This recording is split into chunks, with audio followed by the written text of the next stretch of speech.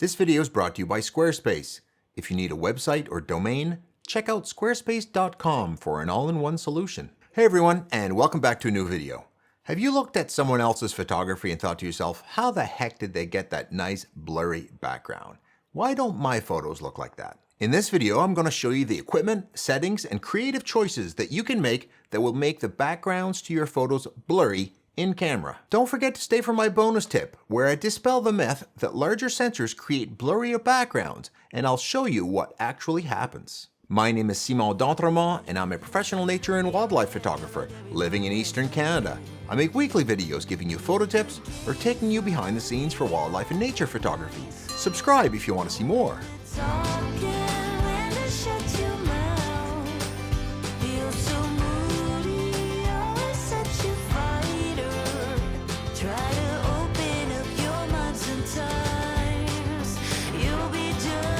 So in this video, I'm going to show you 4 techniques to get blurry backgrounds, sometimes called bokeh, which more specifically actually describes the aesthetic quality of the blur. It's actually a Japanese word pronounced bokeh, but in many parts of the world it's pronounced bokeh. Both are okay. Blurry backgrounds are often prized for their ability to make highlights and shapes in the background smooth and soft looking, and by contrast make the subject in front of them pop. I use this in my wildlife photography to tame distracting elements in the background, like branches or grasses, while allowing my subject to really stand out. Even telephone poles.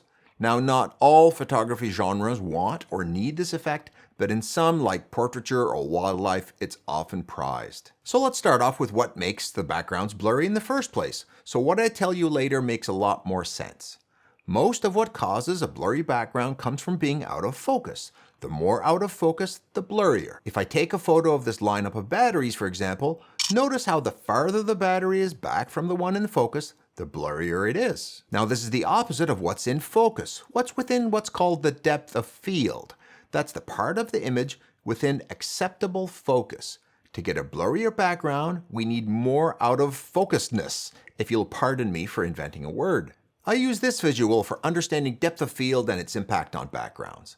Light travels from our subject to the lens elements, which in turn bend them to come to a focus on the sensor of your camera. The place where the light rays converge at our subject and are very close together are in perfect focus, but there's also a space before and after where the focus may not be perfect, but is good enough to be in focus to our eyes. This area is called the depth of field, that is the distance between the closest and farthest part of the photo that are acceptably sharp. Things that are before or after this depth of field, where the light beams are too far apart, are out of focus, and the farther they are away from the in-focus area, the more out of focus and blurry they are. So to get blurry backgrounds, we usually need what's called a thinner depth of field, that is, a thin plane in focus, so that things in the background look even blurrier.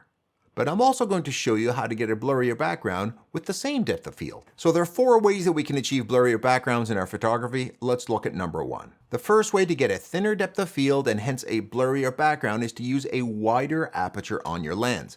By wider, I mean setting your lens aperture to be as open as it can be, represented on your camera as the smallest f number. So f4 is larger than f5.6.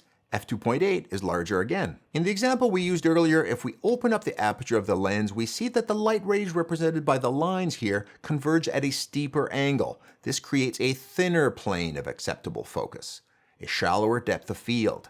This also makes the light rays even farther from focus in the background, rendering the background softer and less distracting to your subject. So to implement this in the field, you want to be able to control the aperture on your lens.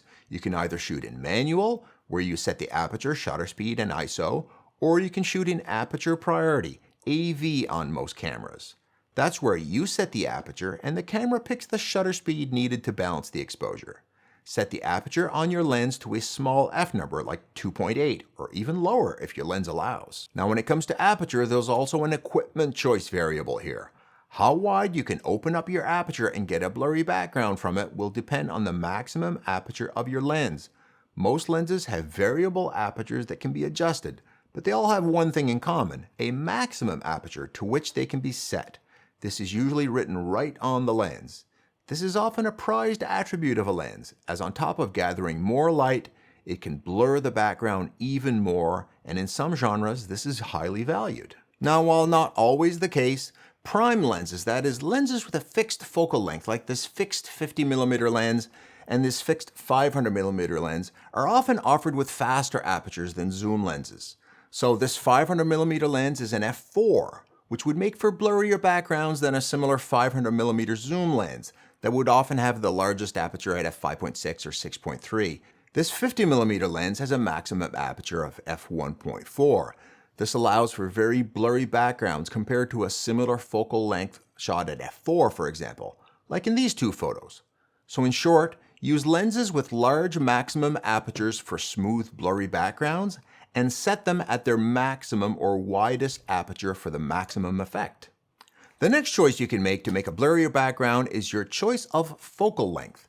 There are two things at play here with long focal lengths and blurry backgrounds. One is real and one is a trick. The first, which is real, is that longer focal length lenses, when shot at similar distances, make for thinner depths of field and blurrier backgrounds behind the subject.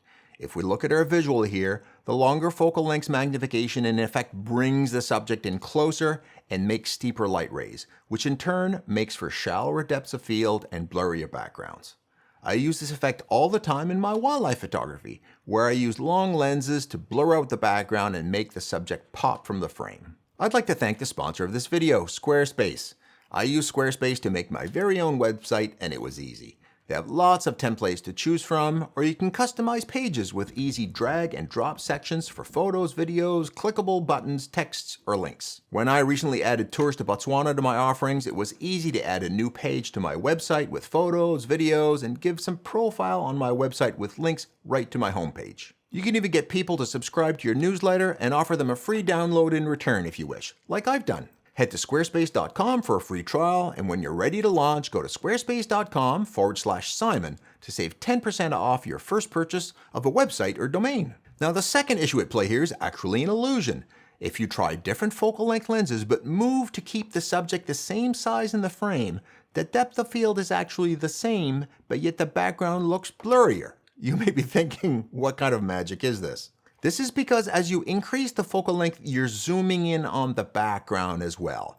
This increasing magnification of the background makes it look bigger and blurrier because you're seeing a smaller slice of it. Here's a sample of what this looks like using a great website called dofsimulator.net, where you can calculate the depth of field using different parameters. Note that if the size of the subject remains constant, as I use longer focal lengths, the depth of field shown here doesn't change, yet the background gets blurrier. I know that looks weird, but that's the way it works. So to implement this in the field, use longer focal lengths, or if you have a zoom lens, use the longest end of the zoom lens to get the maximum effect of blur. So on a 70 to 200mm lens, the 200mm setting will give you a blurrier background than 70. The third way of getting a blurrier background is to get closer to your subject. That's because as you get closer, the light rays converge more steeply, again creating a thinner depth of field and by corollary, a blurrier background. Now, depending on your genre, this may or may not be an option. In wildlife like I shoot, sometimes we can get closer using good field techniques or camouflage, but sometimes it's not an option. If it is an option for you, the good news is it's easy to implement. No setting changes needed, just get closer to your subject and have a closer focus point. So if you have the choice between standing at one spot and cropping your image a bit or getting closer and not cropping, closer will give you a blurrier and smoother background. Note that you can't do this indefinitely for a blurrier background. Lenses all have minimum focus distances. That is the closest you can get and still get the lens to focus.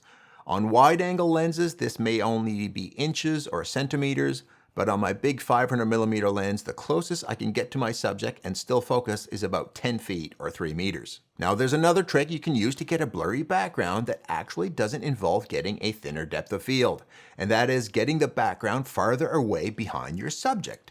This is because there's a direct relationship between the distance from the subject and blurriness. The areas of focus in an image don't go from way out of focus to perfect focus to way out of focus again. They go from way out of focus gradually into more focus, and smoothly again to more out of focus. The farther behind your subject you can place the background, the blurrier it will be.